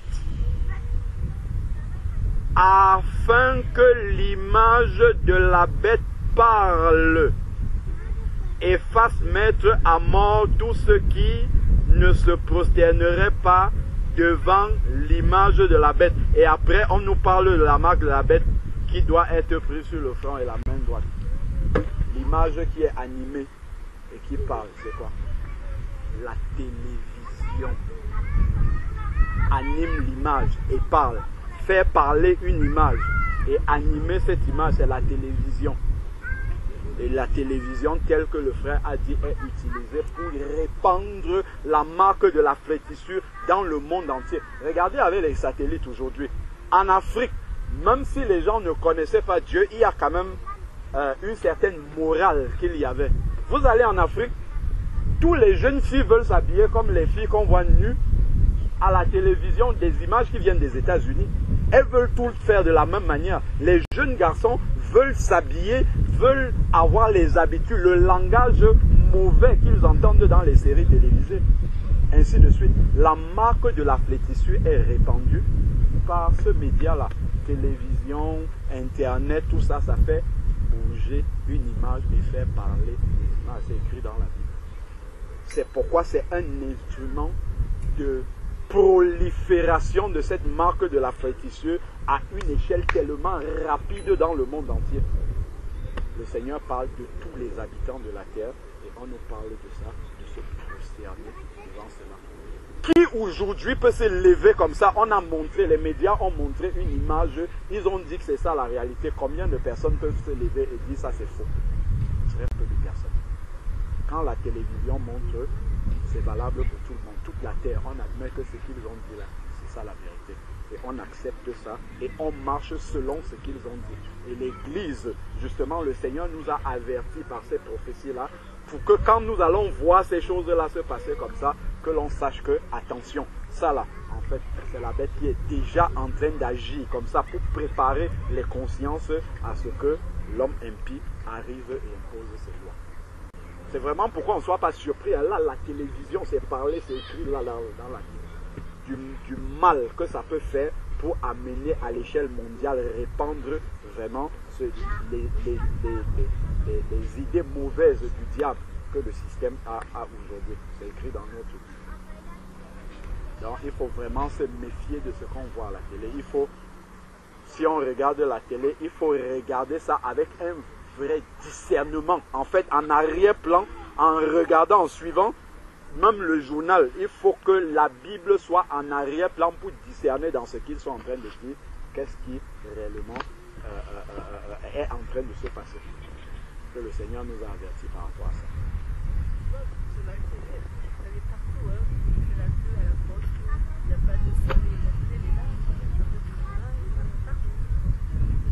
Les publicités. Même la télévision, publicité, en fait les médias. La publicité, on ne te dit rien, mais l'image, ça travaille dedans, ça travaille. Et ça construit en fait les personnes. Ça formate les personnes.